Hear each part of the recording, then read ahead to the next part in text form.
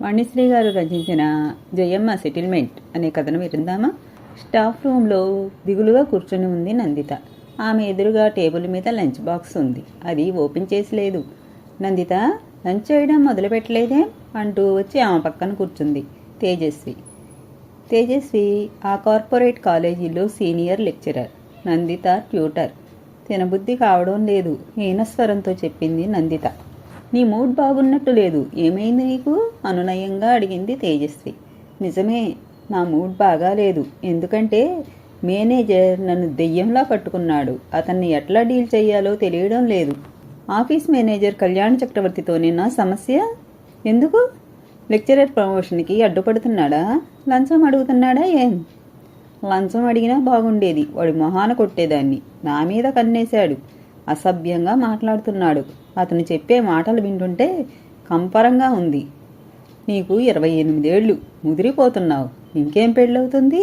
నాతో సెటిల్ అయిపో. ప్రమోషన్ మీద ప్రమోషన్ ఇప్పిస్తాను. ఫ్యూచర్లో నువ్వే ఈ కాలేజీ ప్రిన్సిపాల్. ఇక నువ్వు సిటీ బస్సుల్లో తిరిగే పనే లేదు. కారు అరేంజ్ చేస్తాను అంటున్నాడు. పగలంతా పిల్లలతో వాగి అలసిపోతుంటే వీడి వేధింపులొకటి. చస్తున్నాను. వచ్చే దుఃఖం ఆపుకుంటూ చెప్పింది నందిత. చైర్మన్కి కంప్లైంట్ చేద్దామా అంది తేజస్వి. ఏం లాభం లేదు. అతనికి వాళ్ళు బంధువులు, మన మీదే ఎదురుదాడి చేస్తారు. నాకైతే ఈ జాబ్ మానేద్దామనిపిస్తోంది. ఎక్కడికైనా పారిపోదామా, సూసైడ్ చేసుకుందామా అనే ఆలోచనలు వస్తున్నాయి. విరక్తి పుడుతోంది. ఎందుకు ఈ పాడు బతుకు? బుడమేరు పొంగి ఆమె కళ్ళల్లో నుంచి ప్రవహిస్తోంది. Nandita, cool cool. నువ్వు ఎక్కడ చేరినా ఇటువంటి వేధింపులు తప్పవు. ఇక్కడ మంచి ప్యాకేజీ, ప్రమోషన్స్ వస్తే శాలరీ పెరుగుతుంది. రిజైన్ చేద్దాం, సూసైడ్ చేసుకుందాం అని ఆలోచించడం పిరికితనం అంటూ తేజస్వి ఆమె చేతిని తన చేతిలోకి తీసుకుంది. తేజస్వి సీనియర్. తన స్వేచ్ఛను, ఆత్మగౌరవాన్ని కాలరాయబోయిన వాళ్ళందరినో చూసి రాటుదేలింది. కానీ నందిత అలా కాదు. నాకు 28 కాకపోతే 38. వాడికెందుకు నా పెళ్లి సంగతి? పెళ్లి కాకపోతే వీడికి కీప్గా పడి ఉండాలా? నందిత కన్నీళ్లు తేజస్వి చేతి మీద రాలిపడ్డాయి. ఆమెను చూస్తుంటే డిప్రెషన్లోకి జారిపోతుందేమో అనే భయం వేసింది తేజస్వి. నందిత, అసలు ఒకటి చెప్పు. నువ్వు చక్కగా ఉంటావు, చదువుకున్నావు, జాబ్ ఉంది. మరి పెళ్ళి ఎందుకు లేట్ చేస్తున్నావు? సరైన సంబంధాలు రావడం లేదా? అడిగింది తేజస్వి. పెళ్లి ఖర్చులు ప్రాబ్లం. ఎంత జాబ్ చేస్తున్నా కట్నాలు ఇవ్వాలి. గ్రాండ్గా పెళ్లి చెయ్యాలి. నాకు ఫాదర్ లేరు. అమ్మ రిటైర్ అయింది. జాబ్ చేస్తున్నప్పుడు ఆమె అంటే పడని వాళ్ళు అవినీతి కేసులో ఇరికించారు. అది తేలితే గాని రిటైర్మెంట్ బెనిఫిట్స్ రావు. ఆ డబ్బు రావాలి, నా పెళ్లి చెయ్యాలి. నందిత కళ్ళల్లో నీళ్లు ఆగడం లేదు. కొంగుతో కన్నీళ్లు తుడుచుకుంటోంది. నువ్వు సమస్యలన్నీ కలిపి చూడకు. నీ పెళ్లి సమస్య వేరు, జాబ్లో ప్రాబ్లం వేరు. రెండూ విడివిడిగా డీల్ చేయాలి. లైఫ్ ఇలాగే ఉంటుంది. అంతా బాగా జరిగిపోతున్నది అని అనుకున్నంతలో ఏదో ఒక ప్రాబ్లం ఫేస్ చేయాల్సి వస్తుంది. ఓకే, నువ్వు వరీ అవ్వకు. జయమ్మ ఆంటీతో మాట్లాడదాం. ఈ మ్యాటర్ని ఆమె సెటిల్ చేస్తుంది అంది తేజస్వి. నందిత మనోవేదనను అర్థం చేసుకుని తనకు చేతనైన మాట సాయం చేయాలని నిర్ణయించుకుంది. జయమ్మ ఆంటీ ఎవరు? అడిగింది నందిత. కార్పొరేటర్, చాలా పవర్ఫుల్. మాకు బంధువు. తెలివిగా సెటిల్మెంట్ చేస్తుంది. సెటిల్మెంట్ కోసం పొలిటీషియన్స్కి దగ్గరకు వెళ్తే పెనం మీద నుంచి పొయ్యిలో పడ్డట్లవుతుందేమో. రిస్క్ ఏమో. పోలీస్ కేసులైతే లేనిపోని ప్రాబ్లమ్స్ ఫేస్ చేయాలేమో. నందితకు లోపలెక్కడో భయం కలిగింది. భయపడకు, పోలీస్ కేసులు అవి ఏం ఉండవు. ఎంతో కొంత రిస్క్ తీసుకోపోతే ప్రాబ్లం సాల్వ్ కాదు నందిత. షాక్ ట్రీట్మెంట్ ఇవ్వకపోతే కొందరు దారికి రారు. ఇప్పటి వరకు జరిగింది వేరు. నువ్వు ఒంటరిదానివి. ఇంక నుంచి నీకు నేనున్నాను. నీకు ఒక అక్కలా సపోర్ట్ చేస్తాను అంటూ ధైర్యం చెప్పింది తేజస్వి. తేజస్వి మాటలు ఆమెలో ఉత్సాహాన్ని నింపాయి. ఎంతో సెక్యూర్డ్గా అనిపించింది. ఇప్పుడు ఆమె కేవలం కొలీగ్గా కాకుండా ఎంతో ఆత్మీయురాల్లా కనిపిస్తోంది. ఆ రోజు ఆదివారం. కళ్యాణ చక్రవర్తి ఇంటి ముందు కారు దిగింది జయమ్మ. కళ్యాణ చక్రవర్తి, అతని తల్లిదండ్రులు, భార్యా పిల్లలు ఆమెను ఆశ్చర్యంగా చూస్తున్నారు. జయమ్మ ఆ ప్రాంతంలో చాలా పాపులర్. చెయ్యెత్తు మనిషి. ఎత్తుకు తగిన లావుతో పట్టుచీర కట్టుకొని సాక్షాత్తు గుళ్ళో నుంచి నడిచొచ్చిన అమ్మోరిలా ఉంది. ఒంటి నిండా నగలు, నెత్తి మీద కిరీటం ఒక్కటే తక్కువ. కళ్యాణ చక్రవర్తి తండ్రి నాగవర్ధనరావుతో నేరుగా విషయంలోకి దిగింది. అతని చేతికి నందిత ఫోటో అందించింది. ఈ ఫోటోలోని అమ్మాయి నందిత, ఎంఎస్సి. మీ అబ్బాయి మేనేజర్గా చేస్తున్న కాలేజీలో ట్యూటర్. ప్రమోషన్ వస్తే లెక్చరర్ అవుతుంది, జీతం పెరుగుతుంది. ఈమె తల్లి అనసూయ, ఇరిగేషన్ శాఖలో సీనియర్ అసిస్టెంట్, రిటైర్ అయింది. పాపం ఏవో కేసులు సెటిల్ కాకపోవడంతో రిటైర్మెంట్ బెనిఫిట్స్ ఇంకా రాలేదు. జయమ్మ మాటలకు అడ్డొస్తూ, మేడం, ఈ అమ్మాయి గురించి నాకెందుకు చెప్తున్నారు? ఆశ్చర్యంతో ప్రశ్నించాడు నాగవర్ధనరావు. విషయం ఏమిటంటే, నందితను మీ కళ్యాణ చక్రవర్తి ప్రేమిస్తున్నాడు, పెళ్లి చెయ్యాలి కదా, వ్యంగ్యధోరణిలో అంది జయమ్మ. అంతే, ఆ ఇంట్లో భూకంపం పుట్టింది. పెద్ద షాక్ తిన్నట్టయ్యాడు నాగవర్ధనరావు. మేడం, ఏం చెప్తున్నారు? మా వాడికి పెళ్ళై 10 ఏళ్ళయింది, 2 పిల్లలున్నారు. వాడు నందితను ప్రేమించడం ఏమిటి? కలవరపడుతూ చెప్పాడు.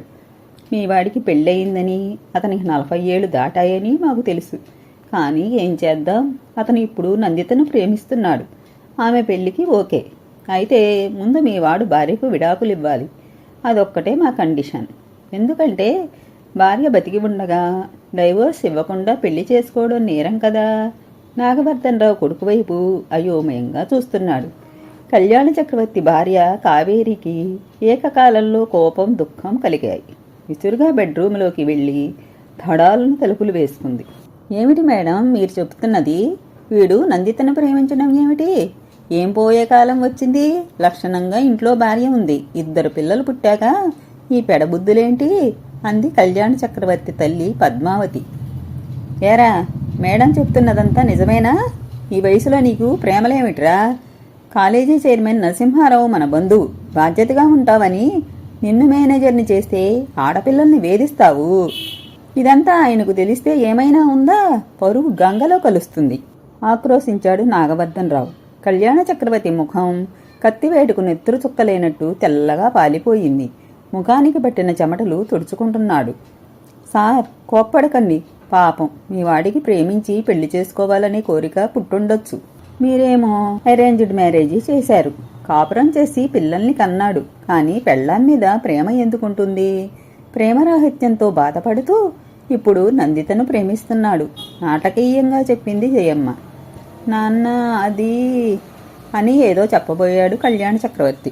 రెచ్చిపోయాడు నాగవర్ధనరావు. నా కడుపున చెడబుట్టావు అని తిట్లదండకం మొదలుపెట్టాడు. ఆవేశపడకండి సార్, మీరు కొడుక్కి కళ్యాణ చక్రవర్తి అని పేరు పెట్టినందుకైనా ఈపాటికే 3-4 పెళ్లిళ్ళు చేసి ఉండాల్సింది. ఇప్పటికే ఆలస్యమైంది. ముందు మీ కోడలికి విడాకులిప్పించి పుట్టింటికి పంపేయండి. నందితతో పెళ్లి చేయండి. మీ కొడుకు కోరిక తీర్చడం మీ కర్తవ్యం. జయమ్మ మాటలతో తోటాలు పేలుస్తోంది. ప్లీజ్ మేడం, ఇక ఆపండి. ఈ గొడవ మాకు తెలియదు, మీరు చెప్తుంటే వింటున్నాం అన్నాడు నాగవర్ధనరావు. నేను చెప్తుంటే మీ వాడి వికృత చేష్టలు తెలుస్తున్నాయి మీకు. మీ వాడి వల్ల పాపం నందిత ఎంత మనోవేదనకు గురైందో అర్థమవుతోందా? సున్నిత మనసు గల ఆడపిల్ల ఆత్మహత్య చేసుకుంటే మీ గతేమయ్యేది? జైలు పాలయ్యేవారు. ఇటువంటి దుర్మార్గుణ్ణి ఏం చెయ్యాలంటారు? అప్పటి వరకు సాఫ్ట్గా వ్యంగ్యధోరణిలో మాట్లాడిన జయమ్మ స్వరం తీవ్ర రూపం దాల్చింది. సారీ మేడం, మా వాడు బుద్ధి తక్కువై ఆమెను వేధించాడు. అందుకు నేను క్షమాపణలు వేడుకుంటున్నాను అన్నాడు నాగవర్ధనరావు. చెంప మీద కొట్టి సారీ అంటే సరిపోతుందా అండి? మేడం, మా వాడిది తప్పే. ఇప్పుడు మమ్మల్ని ఏం చేయమంటారు? నందితను వేధించినందుకు క్షమాపణలు చెప్తున్నానని, ఇక ముందు ఆమె జోలికి రానని, ఆమె ప్రమోషన్కి అడ్డుపడనని స్టాంప్ పేపర్ మీద రాసి సంతకం పెట్టమనండి. జయమ్మ డిక్టేట్ చేసింది. నాగవర్ధనరావు స్టాంప్ పేపర్ మీద జయమ్మ చెప్పినట్టు రాయించి సంతకం పెట్టించాడు కొడుకుతో. జయమ్మ సాక్షి సంతకం చేసి ఆ పేపర్ తీసుకుంది. మిస్టర్ కళ్యాణ చక్రవర్తి, మీ భార్యా పిల్లల మొహం చూసి మీ నాన్నగారు బ్యాంక్ మేనేజర్గా సొసైటీలో మంచి హోదాలో ఉన్నందున మీ పరువు పోకుండా ఇటువంటి సెటిల్మెంట్ చేశాను. లేకపోతే మా పద్ధతి వేరేగా ఉండేది. నీ కాలో చెయ్యో పోయి వికలాంగుడు అయ్యేవాడివి. ఒంటరి ఆడపిల్లంటే అంతలోకువా నీకు? అధికార మదమా? నందిత ఒంటరి అని ఎవరూ లేరని అనుకోకు, మేమున్నాం. ఆమె మీద ఏగవాలినా జయమ్మ అంటే ఏంటో తెలుసుకుంటావు. కోపంతో వార్నింగ్ ఇచ్చింది. మామూలుగానే ఆమె గొంతు కంచులా కంగుమంటుంది. ఇక కోపంతో వచ్చే మాటలు లౌడ్ స్పీకర్లో నుంచి వస్తున్నట్టు రీసౌండ్ చేస్తున్నాయి. నాగవర్ధనరావు కొడుకు మెడపట్టుకుని జయమ్మ కాళ్ళ మీద పడేశాడు. మేడం, తప్పయింది, క్షమించండి, కాళ్ళు మొక్కుతూ అన్నాడు కళ్యాణ చక్రవర్తి. మళ్ళీ ఎప్పుడైనా ఏ ఆడపిల్ల దగ్గరైనా బెదవ్వేషాలు వేశావా అని చూపుడు వేలు చూపుతూ బయటకు నడిచింది జయమ్మ. ఈ కథ ఇంతటితో సమాప్తమండి. తిరిగి మరో మంచి కథతో మళ్ళీ కలుద్దాం. నా కథలు కానీ మీకు నచ్చినట్లయితే నా ఛానల్ను తప్పకుండా సబ్స్క్రైబ్ చేసుకోండి.